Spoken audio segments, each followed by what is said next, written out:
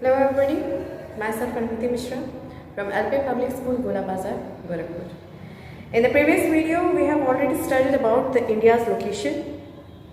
What are the neighboring countries of India? What are the lesser Himalayas? What are the outer Himalayas? We have studied about the northern plains, that is the Ganga plain area. Now we are going to study about the Indus plain. What is the Indus plain and what is the Brahmaputra plain? Indus plain lies in India and Pakistan. Indus plain lies both in India and Pakistan. I'm going to draw the map over here. I wish you can understand.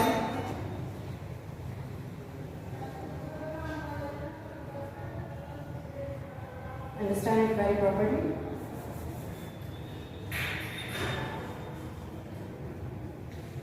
I'm making a rough map. Don't try to compare it with the original one.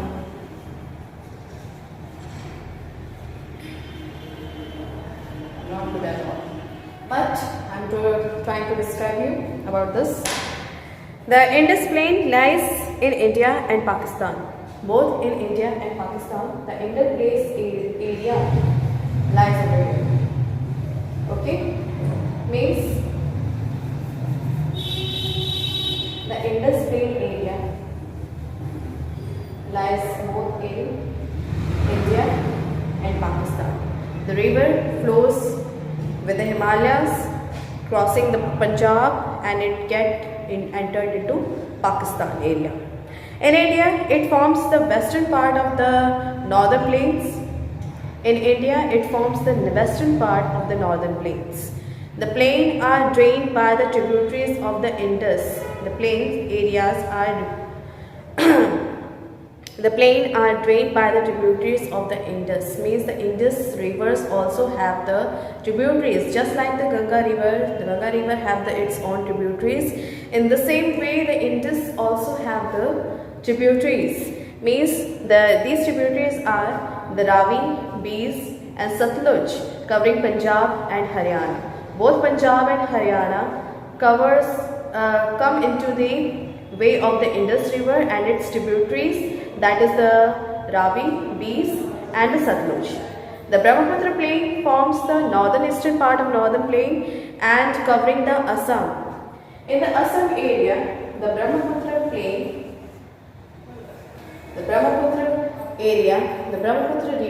plays the important role into the Assam area and form it into the plain. Next one is, it is into the Assam area. Next one is, this plain is drained by the Brahmaputra and its tributaries such as Subansiri and Dhansi. Brahmaputra and its tributaries makes the Assam area, convert the Assam area into the plain one, and its tributaries are Dhanshri and Subansiri. These two are the tributaries of Brahmaputra. Indus river have its tributaries that pass out from the Punjab and Haryana. That one is Ravi, Beas, and Satluj. Ganga also have its tributaries, that is Gandak, that is Yamuna, Gandak, Gomti, Kosi, and Son. And Brahmaputra also have its tributaries, that is Subanshiri and Dhanshiri have the tributaries, are the tributaries of the Brahmaputra river. Okay. Next one is, it enters Bangladesh where it is called Meghna. When it enters into the Bangladesh, its name is converted and it is known as Meghna. Into India, it is known as Brahmaputra, but when it enters into the Bangladesh, its name is Meghna. Next one. And then after that, in the final way, it joins the Ganga, Brahmaputra joins the Ganga into the Bay of Bengal and finally flows into the Bay of Bengal. Brahmaputra joins the Ganga into the Bengal area, then it flows into the Bay of Bengal. A part of the delta formed by the Ganga and Brahmaputra in Bangladesh extends into West Bengal. A part of delta which is formed by both the rivers, that is Ganga and Bangladesh, Ganga and Brahmaputra in Bangladesh and extends into the West Bengal. Next one, the Peninsular Plateau. What are the plateaus? I have told you about the plain areas, the mountain areas, the countries which are connected, the countries boundary line which are connected with India. Now I am going to explain you about the Peninsular Plateau. What are the Peninsular Plateau? This region also known as the Deccan Plateau.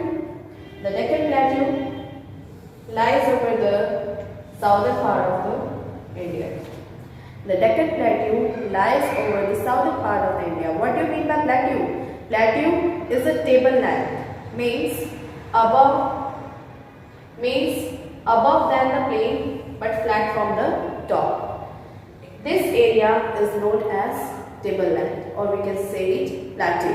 Means as the table have the plain surface on the top, but it is higher than that of the plain area, that is that of the ground area. It is higher than that of the ground area, but its top surface is totally plain. In the same way, the plateaus do the same role. That is, it is above from the surface area, but its top surface is above from the plain area, but its top surface is plain. So that's why it is known as plateau. These type of plateaus are basically found into the southern part of India, that is known as Deccan Plateau, or we can say it Peninsular Plateau. How it is Peninsular Plateau?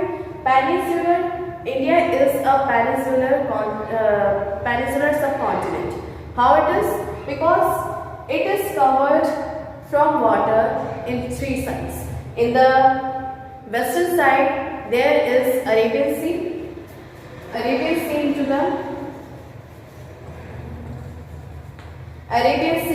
into the western side, Bay of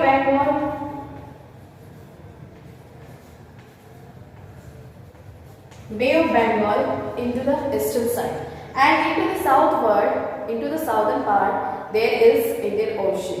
Okay, so from all three sides, India is covered with water. That's why it is known as Peninsular subcontinent, or we can say it Peninsular Plateau.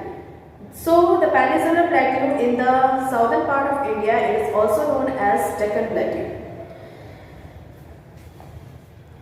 It has an average height of 300 meter to 760 meter. From 300 meter to 760 meter, it is the average height of that plateau. Next, a peninsula is a piece of land surrounded by water bodies from three sides. I have already told you about that. The area which is surrounded by water from three sides, it is known as peninsula. There are two distinct areas into the plateaus. First one is Malwa Plateau, which is above than that of the Deccan Plateau, and Deccan Plateau lies into the southern part of the India. Next, the Malwa Plateau bounded by the Aravalli Ranges. The Aravalli Ranges, which stops the monsoon to go over Rajasthan. These Aravalli Ranges are included into the Malwa Plateaus. Next one, the Vindhya Ranges marks the southern boundary. The Malwa Plateau is bounded by the Aravalli Ranges in the northwest side, while the Vindhya Ranges marks the southern boundary. Malwa Plateau is formed over here but the Vindhya Ranges marks the southern part of that Malwa Plateau. Next, in the Western Ghat run along the western edge of the Deccan Plateau.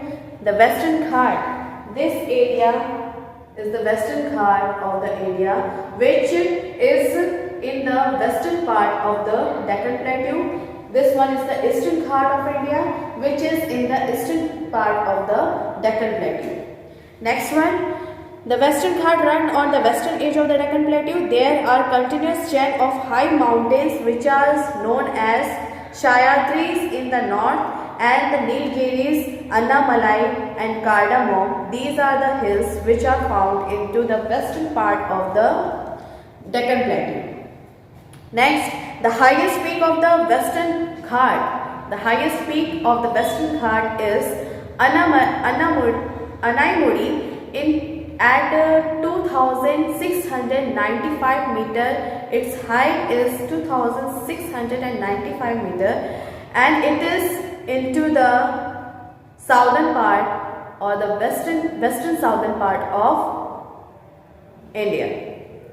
It is also the highest point of the South India. South India's highest point is Anaimuri, which is 2695 meter, which is found into the Deccan area, Deccan Plateaus area. Next one, the Eastern Ghat. The Eastern Ghat are discontinuous low ranges that run northeast to southwest along the eastern side of Peninsular Plateau. Along the eastern side of the Peninsular Plateau, there are low ranges which is not higher than that of the Western Ghat. Western Ghat have the higher ranges, but into the Eastern Ghat area you don't found any type of higher ranges as compared to the Western Ghat. Next one, these are intersected by many rivers. The Eastern Ghat of Deccan Plateaus are intersected by many rivers, pass over from here, which flows and go into mix up with into the Bay of Bengal. These rivers are such as Godavari River, Mahanadi River. These type of rivers are found into the Eastern Ghat. Next one is the Eastern Ghat merge in the Nilgiri Hills, also known as the Blue Mountain. The Eastern Ghat merge into the Nilgiri Hills, which is also known as the Blue Mountain. Dandakaranya region located between the Mahanadi and the Godavari River is the largest sector of the Eastern Ghat. Dandakaranya is a part of India which is located between the Mahanadi and the Godavari River in a large sector of the Eastern Ghat. This narrow range has a central ridge and the highest peak of which are Armakonda, which is 1600 meters of height in the Andhra Pradesh area.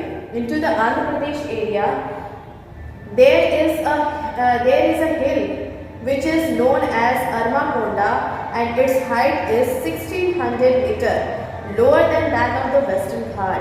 Means Anaimuri is the highest peak point into the Western Ghat area, but here it is Armakonda, which is 1600 meter lower than that of the Western Ghat hill.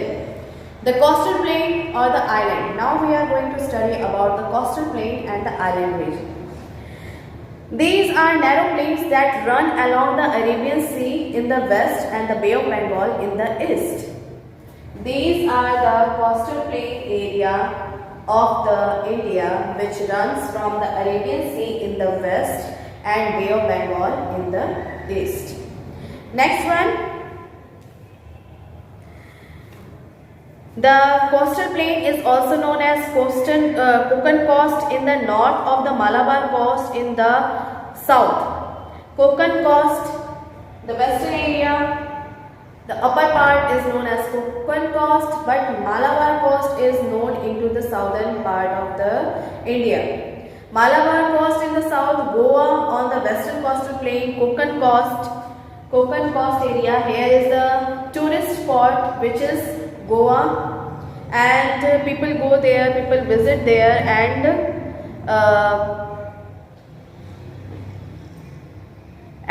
visit over there and enjoy there very much. Next is a very popular tourist spot known for its beaches. On the eastern coastal plain, Coromandel coast, Mahabalipuram is famous for its beach and Asian temples. In the eastern side, in the western side, you will see the Goa, Mumbai area, Mumbai beach area. You may go there and visit over there. It is a famous tourist spot into western coast. But into the eastern coast, there is Mahabalipuram, which is famous for its temple, it is also a tourist spot which is into the eastern side of the India, eastern side of the coastal plain. The western coastal plain are marked by the salty marshes in the northwest Gujarat. The western coastal plain is marked by the salty marshes which is into the coastal plain of Gujarat. Next, Kochi, a popular port in the western coastal plain, Malabar coast, is also known as Queen of the Arabian Sea. Kochi is known as which is located in the southern part of the coast, that is Malabar coast, is a place known as the Queen of the Arabian Sea. It is also a tourist spot where the people go and visit there. India's island lie into two groups. India's island lie into the two groups, that is southwest and here it is southeast of the mainland. The Andaman Island situated in the Bay of Bengal. The Andaman Island area is situated into the Bay of Bengal, while the Lakshadweep Islands are situated into the Arabian Sea. So, the Andaman and Nicobar Island consists of the Andaman Island situated in the Bay of Bengal consists of 204 islands. Okay, only into the Andaman area there are 204 islands, while into the Nicobar Island there is 19 islands. Into the Andaman Islands, if we consider the Andaman, there are 204 islands which commonly make the Andaman Islands. But into the southern part, when we go into the Nicobar area, there are total 19 islands which collectively form Nicobar area, Nicobar Island. Next, we come into the Lakshadweep Island. Lakshadweep Island is a coral island, means the coral area which is dead and formed into the land. Only 11 of the 36 islands into the Lakshadweep Island, there are total 36 islands, in which 11 islands are inhabitable by the people. Means 11 islands are where the population of the people are consisted over there. But the rest of the islands are not so much populated, or we can say that there is no any population over there. The word Lakshadweep means 100,000 island in Sanskrit. In the Sanskrit language, the Lakshadweep, the meaning of the Lakshadweep is 100,000 islands. So this is the island and the coastal plains of the India. In the next video, we are going to study about the Great Desert of the India. Thank you everybody. Take care of yourself.